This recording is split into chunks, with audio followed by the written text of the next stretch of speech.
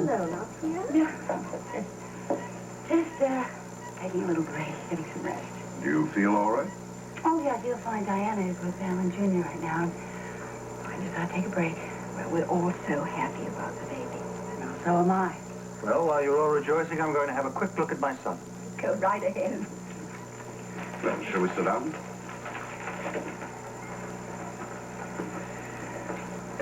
Monica, dear, we have some encouraging news for you, too. At least I think you'll be happy to hear it. Let me tell her. What is it? Well, Edward and I have had a long talk to Tracy and Mitch. Yes, we've seen to it that you'll have no further trouble from that source. Well, that's quite something. How did you manage that? Oh, a little moral blackmail and a great deal of paternal firmness. However, Wade, it's certainly worth it. I'm definitely tired of doing battle with Tracy. I know you are, dear. But that's all over with now, believe me. Now, I can't promise that she'll be cordial, but I think I can safely say that at least she'll be civil. That's fine. It's quite an accomplishment.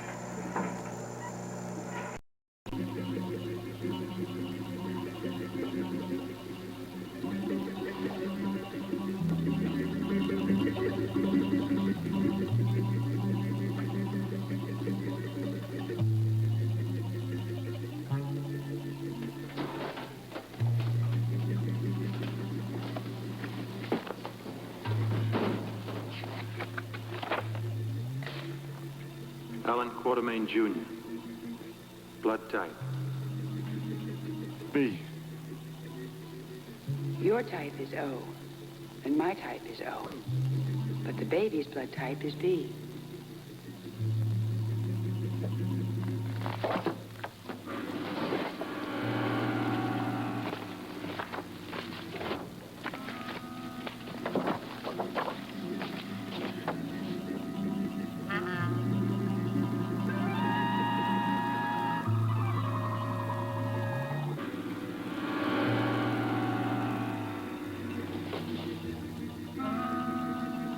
He's not mine.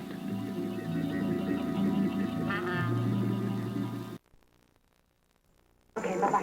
And do you know where Alan Quartermain is? No, I don't have any messages. His name is off. No, I just checked.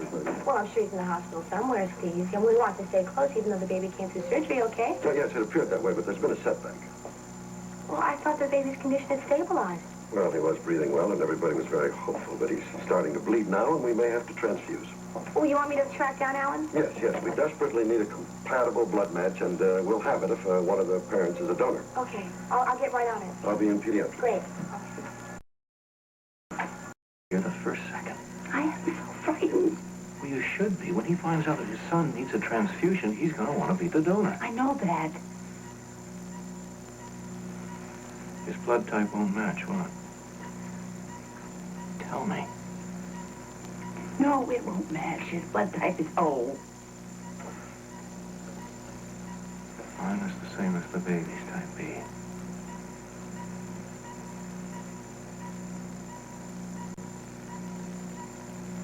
Here's my son. Yes, it's your son. Steve, I'm worried, that's all. Well, we can't wait for Alan any longer. We'll have to prepare the baby for transfusion with the most compatible cross-match available. Dr. Alan Quartermain. Dr. Alan Quartermain, report to pediatrics, ICU, stat. Dr. Alan Quartermain, report to pediatrics, ICU, stat. Dan Mooney, please. Dan, hi, Dan Logan. Would Alan Quartermain be in there by any chance? No. I just thought he might be talking to me about the Peter Taylor Memorial Fund. Would you? Thank you. If you see him, thank you very much. Bye. Hi, Ed. Hi, Amy. How was your day? So I seem to have misplaced my key. You've had so much on your mind. May I take your coat? Yes, thank you. Oh, I called the hospital earlier this morning, and they told me at the main desk this baby came through surgery all right. Yes, he came through the surgery very nicely. Thank goodness. I'm sorry that we didn't call, Stella. We should have. That wasn't necessary, Doctor. You needed to be with your son. May I get you something? No, thank you, Stella. I'm all right. I'm a little bit tired. I'm going to have a rest. Are you going out? To the grocery store. You can run along home, Stella. I shall take Mrs. Quartermain out to dinner tonight. Be good to get her away from the hospital for a while. Well, I'm sure it will do her good. And you needn't bother to come in early, Stella. I think that we'll both be sleeping late. Very well. Thank you, Doctor. Thank you.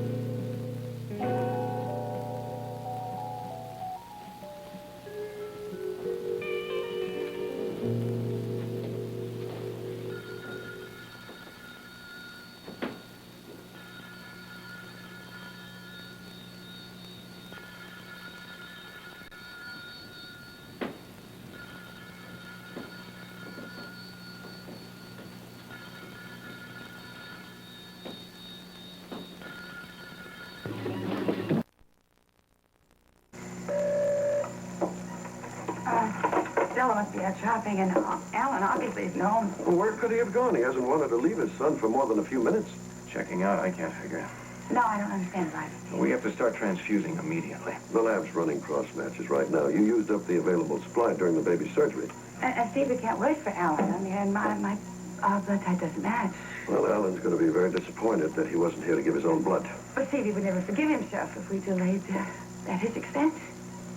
We're not going to do that. Well, look, I'll be back soon. I'll go down to the lab and check and see how they're doing. Fine, thank you, Steve.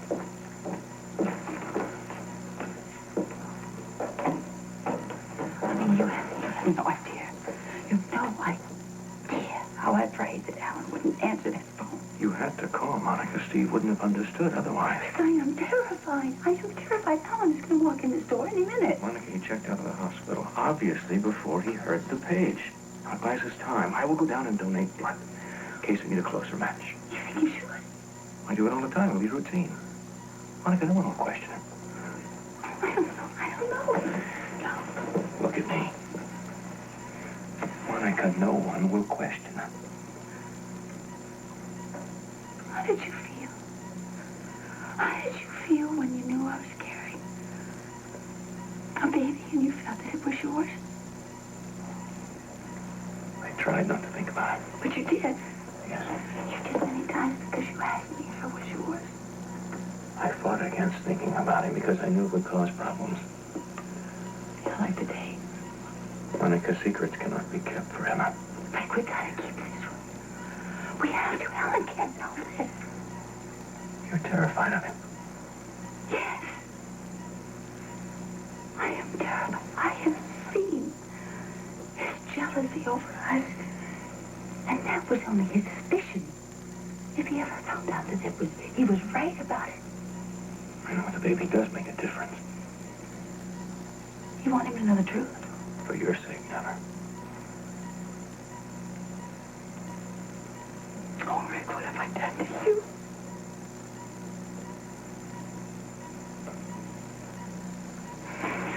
When I first found out I was carrying a child, I wanted to. When I found out it was a boy, all I wanted to do was to run to you and hold you and tell you that I worked so very hard with everything inside me to give you that baby. And it was going to be my secret. My secret, all by myself, all alone, to something that I would cherish. I tried my best not to think about him. But when he became a reality, a living, breathing human being, You love him, don't you? He's legally Alan's. I have no claim whatsoever on him. What do I do? What do I do? Nothing, but there's one thing I can do. I can donate blood for my son if I can't do anything else, if I can never claim him. My son will have to grow up as Alan Quartermain Jr.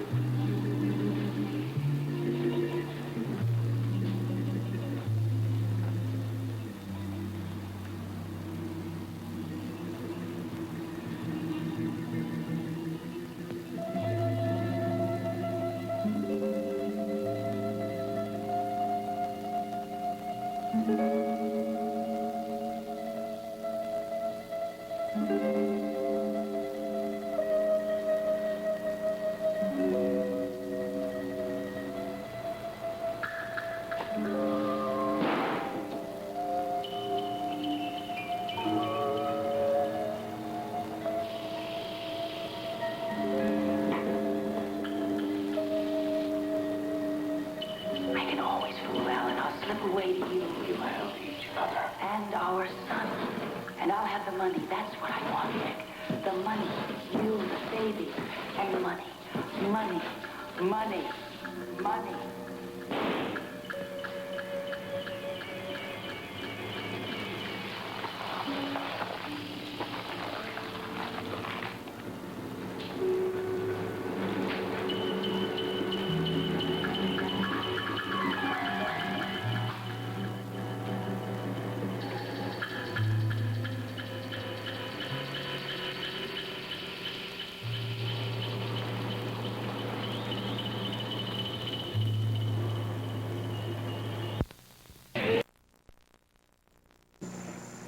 If the transfusion doesn't work, if the baby doesn't make it, we're going to have a devastated mother on our hands. You know what Monica went through during childbirth and how she lost her will to live. Well, if she loses this baby now, it'll kill her. I know, that's what I keep thinking about. Oh, Rick. He's stabilizing. They're still transfusing right now. Thank God. I was scared there for a minute. Oh, Monica. Oh, when I saw those tears. Tears of relief, really. Oh, you've been under a terrible strain. Well, he's holding his own and continuing to breathe normally again. Thank goodness you were here to donate blood and that it was a compatible match. How does it feel to give your own blood to that tiny baby? Can't begin to tell you, Andre. You know, Alan will certainly be relieved and grateful. Well, he'd never have forgiven himself if there hadn't been enough blood and he wasn't here to donate. Yeah, I really don't know what happened to her. Oh, I think it's simple enough. He obviously checked out before he heard the page and didn't know anything about the baby's relapse. Hello, Dr. Oh, Scotty. Scotty? Bobby just gave me the news. Listen, I'm sorry, Monica. Oh, Scotty, listen, things are a lot better right now. He's had a transfusion and he's hanging in there. Oh, that's terrific. Then Alan's right. The kid's a true fighter, just like all the Quartermains. True fighter. All right. Oh, hey, you guys just look exhausted. You should get some rest. We're going to do that, Scotty. Bobby, I'm going to take Monica home since no one's heard from Alan. Oh, if he should happen to call, Bobby, would you tell him I'm on the way home? I don't think he will. I think he's probably home sound asleep. He was exhausted when he left here. I really think it's a shame that he didn't know about the emergency and he couldn't be here to help you through it. Yeah, now that things are okay, I guess he's better off not knowing, huh? Good night. Good night.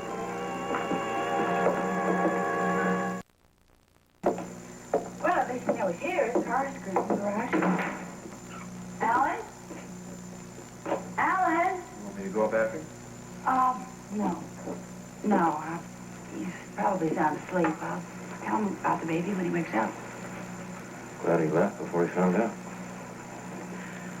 Thank you very much for driving me home. I really feel I should spend the night with my son. Monica, don't worry about him. I'm going back to the hospital, and I'm going to stay there all night, just in case. Thank you. I can't tell you how much it means to me, the care you're taking with my son. Our son. How long can we go on pretending he isn't our son?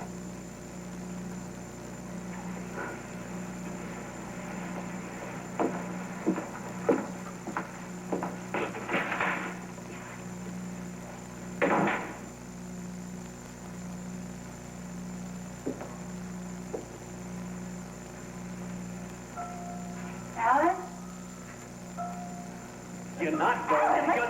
I'm not going to let you leave me. I can't live in this house without you, Monica. You understand? You are not leaving me. You put me through hell last time, and I'm not going to let you put me through it again. What do you think you did? You fool, Alan. I'm going to tell you what I did that night. You can believe it or you can't. I don't care. I spent that entire night wondering whether I should go back to you and make a go of this marriage or not. And I chose the wrong decision, and next time I'm going to be a lot more careful. Now let go of me. Monica!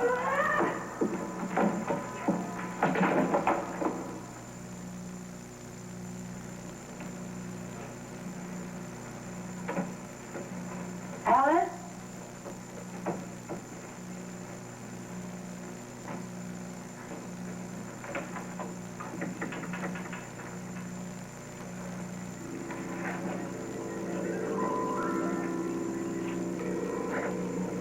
How long can we go on pretending he isn't our son?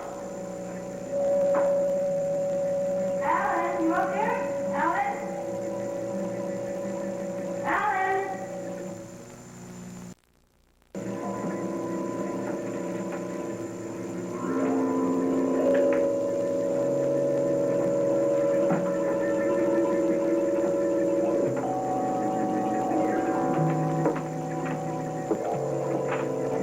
Alan?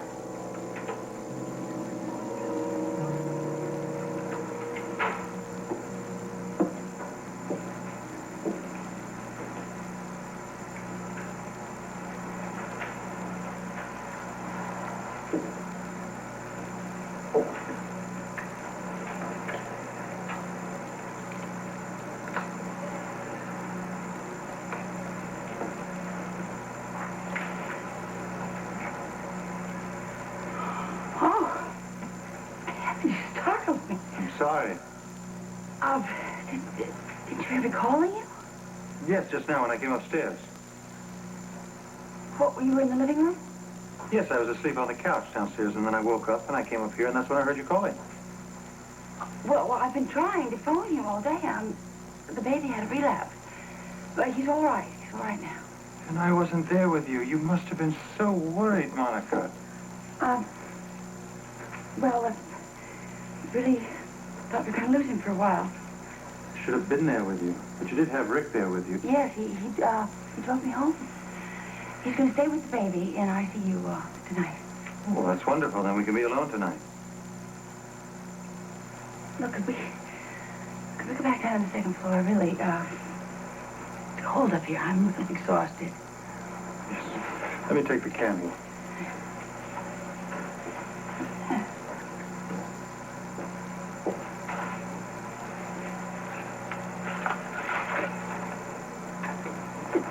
The artist sketch of where the nursery's going to look. Who tore this up? It's very windy up here, Monica. Maybe one of the workmen stepped on it. It's a wonderful room, isn't it? Wonderful room for our baby.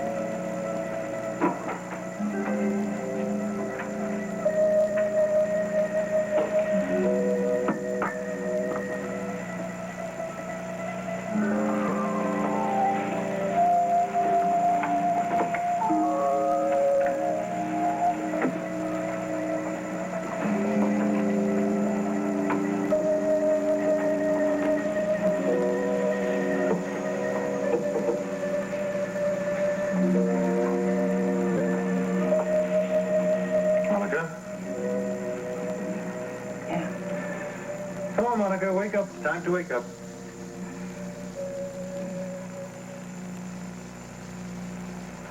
Where am I? Don't panic. You're in your own bed.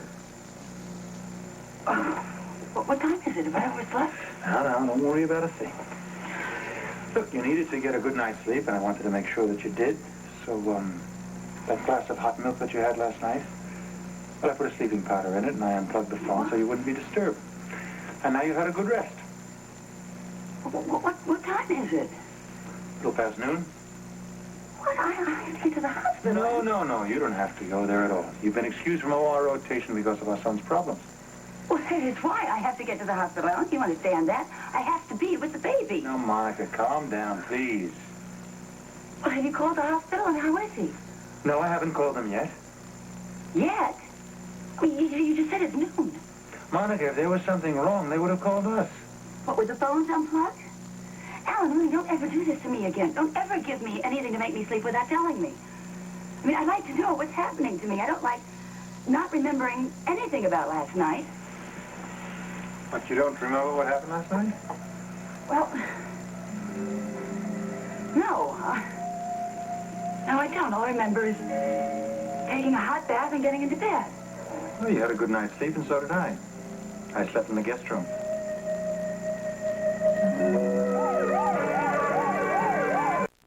I just spoke to the hospital. His son's condition is stable, and he's breathing on his own again. Thank God. I spoke to Aunt Logan at the main desk. May I ask what explanation you gave? There wasn't any explanation necessary. I told her that we needed to get some sleep. We did exactly that. We felt fine. We'd be in an hour. I see. Monica, you know, you're not eating your breakfast. You really got to start eating again if you're going to regain your strength, you know. I don't have an appetite, Alan. Oh, okay. Shall we go in then? I need to talk to you. Yes, of course. I've been trying to control it, but I have to tell you, I am very angry. Well, I'm sorry to hear that. I don't understand your behavior lately.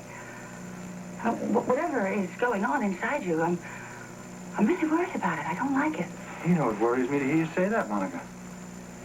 Our son was critically ill yesterday afternoon. I mean, his condition had not stabilized, and all of a sudden you disappeared from the hospital. That's true. Why? I mean, how could you do that? Well, I just couldn't take the strain anymore, Monica, and rather than humiliate either of us by me collapsing in the middle of the hospital, I thought that it would be better if I came home to get some rest. I see. Does that mean you find my explanation satisfactory? Well, it isn't like you to leave without telling me. Well, as I told you, I was about ready to collapse. When I got home, I actually passed out on the sofa. That's how tired I was.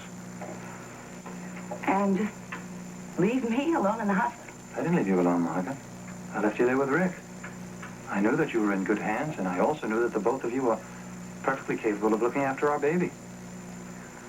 Well, I tried. We all tried to phone you here. Oh, yes. Well, I told Stella to go home when I arrived.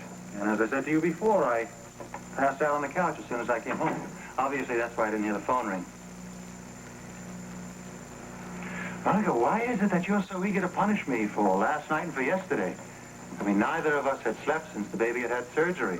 We both needed to sleep very badly, and we got it. So, what is it that's bothering you? Well, maybe it's the fact that you gave me a sleeping powder without telling me.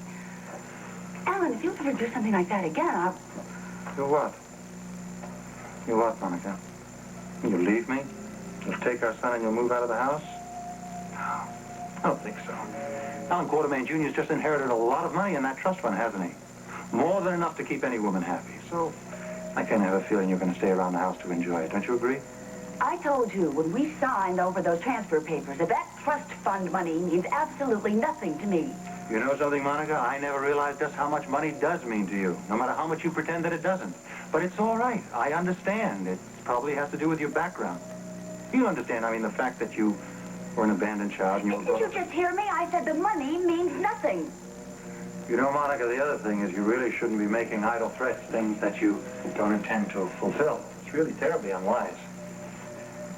Now, insofar as the sleeping powder is concerned, I apologize for that. I thought that I was doing you a favor.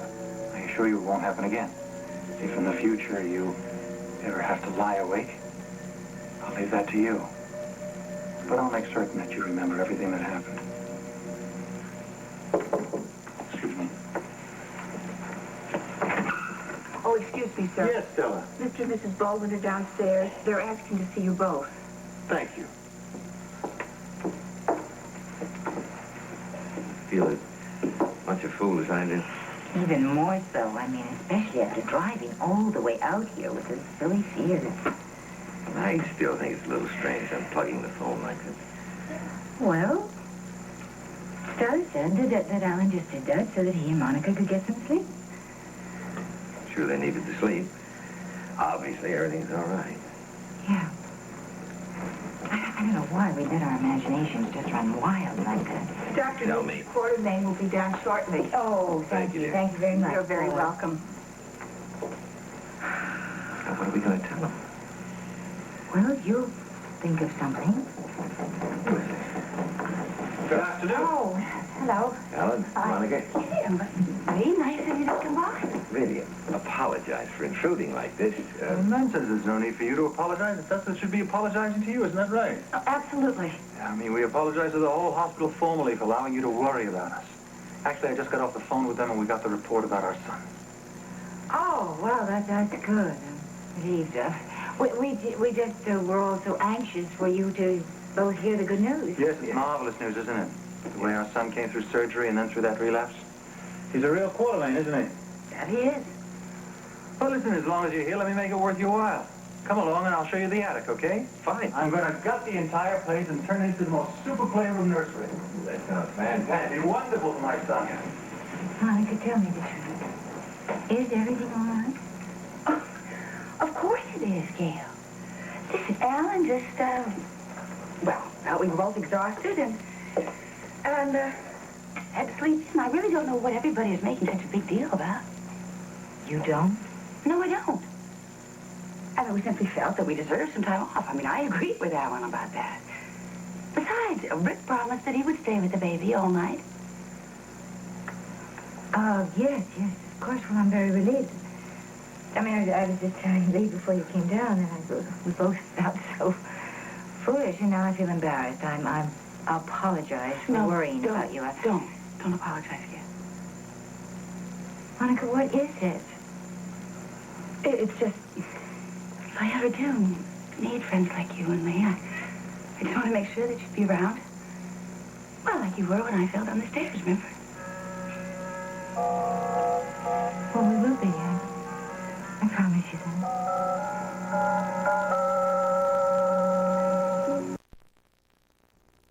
What a relief it is to see him doing so well. I think I have some idea of how you feel. He's so very precious to me, Gail. I mean, just the thought of anything else happening to him, and Listen, this is the one baby that nothing is going to happen to. Except that he's going to be the most cared for and the most pampered baby, probably, since the last Romanov Tsarevich. You know, I think you're right. I really do. I mean, especially with the plans that Alan has for that nursery. I know I'm right. All the bad times are behind you. Alan seems very considerate of your every need now. Yeah, well, very attentive.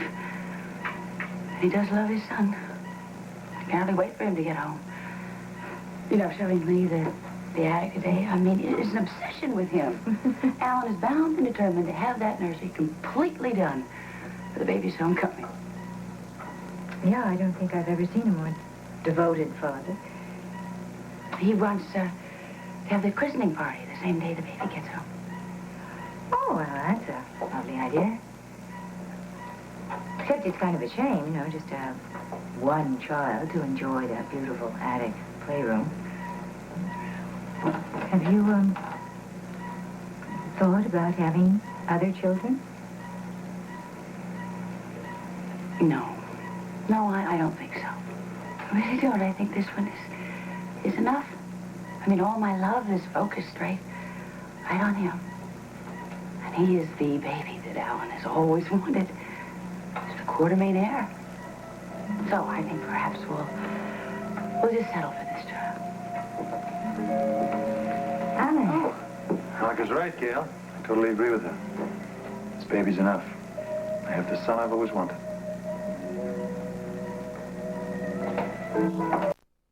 Congratulations on your son's progress. I've heard he's a beautiful little thing. Yes, he is. And so are you. Thank you, Doctor. Oh, come on, ladies. Don't be so shocked. I mean, after all, variety is the spice of life, isn't it? Just because I'm married to a tall, beautiful blonde doesn't mean I can't be attracted to a petite, beautiful brunette. Thank you. It's quite a figure. What is that all about? I beg your pardon? Is there something bothering you? Yes. Monica, please. The day that I stop flirting with pretty girls is the day I'm going to be dead. And my father does exactly the same thing. And isn't that what life's all about? Men and women reacting to one another? 2 white wines, please. You really, haven't been yourself these last few days. Has something happened that has upset you and you haven't told me about it? What could have possibly happened? Except, of course, that our son came through high-risk surgery due to the expertise of Dr. Rick Weber. You know, it's really an odd feeling to be eternally grateful to a man that I could so easily hate. I'm talking about Rick, of course. I mean, I know, my darling, that you are devoted and have been faithful to me through our marriage. But I also know that there's been a long time standing attraction between the two of you when you were both unattached. So all that being equal, you've been an angel to give me the son that I've always wanted. But please, don't play Madonna and child with me. That's really rather boring, don't you think? I mean, life's to be lived, so let's loosen up a little bit. It'll help us to get rid of some of the jealousy and the suspicion and the guilt. Don't you agree? I don't know. I really don't understand you. You don't?